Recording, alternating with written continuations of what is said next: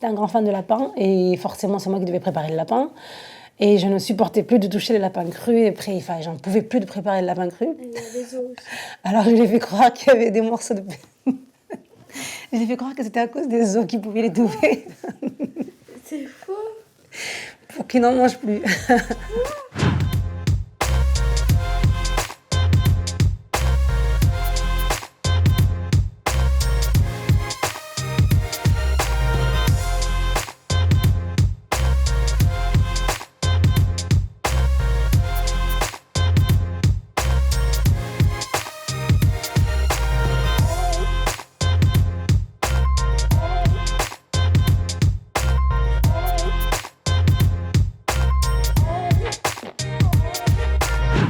Alors, le frigo, j'ai essentiellement des légumes, des œufs, j'ai de la viande que j'achète chez le boucher. J'ai aussi quelques produits industriels parce que justement, on n'a pas tout le temps de rentrer cuisiner.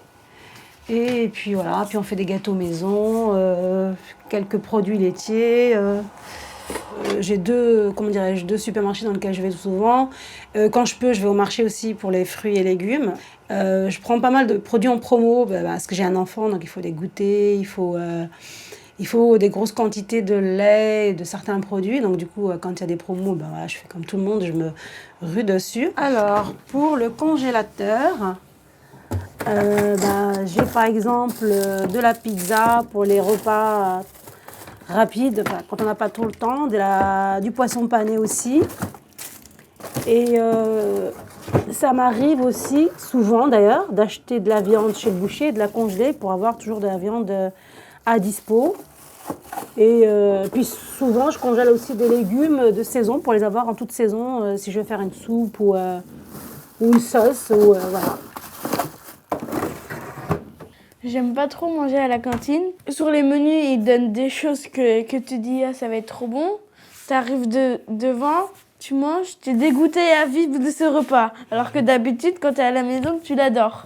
On mange beaucoup de féculents et puis à côté, j'essaie d'associer avec une viande ou un poisson et des légumes.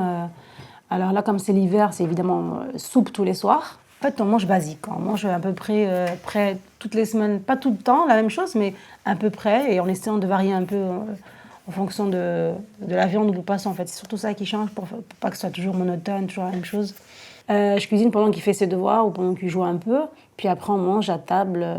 En général, on essaie de manger avant 19h, entre 19h et 19h30 pour pas manger trop tard. On mange à heure fixe en général quand on peut. Sinon, on mange un peu plus tard et parfois, on est obligé de sortir du surgelé quand vraiment le cours finit tard. On parle beaucoup, il me raconte ses journées, je lui pose beaucoup de questions.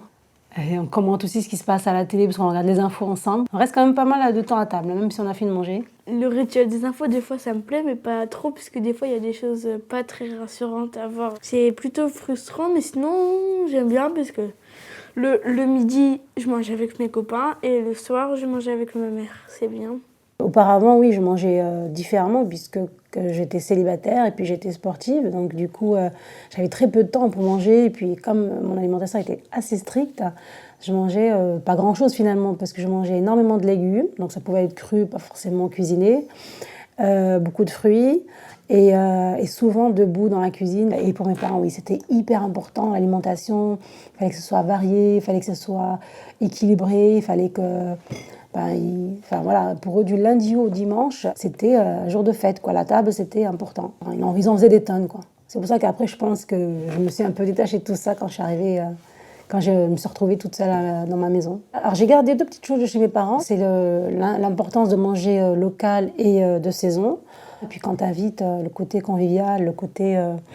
partage et notre plat préféré c'est le couscous parce que justement c'est un plat de partage et puis en général tu le fais aussi à plusieurs parce que tu peux convier tes amis à venir avec toi éplucher, enfin bref t'aider. Comme j'étais seule à l'époque donc du coup je pouvais pas partager avec eux ou alors quand je pouvais pas inviter, je préparais toujours une assiette pour la donner aux voisins, aux gardiens, enfin à chaque fois je changeais, toutes les semaines je changeais, parfois c'était la même personne aussi.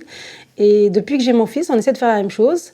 On fait un tupperware pour un copain où on invite souvent une amie, parfois c'est souvent la même. Et donc ouais, c'est le seul truc que j'ai gardé de mes parents, je pense, par rapport à l'alimentation.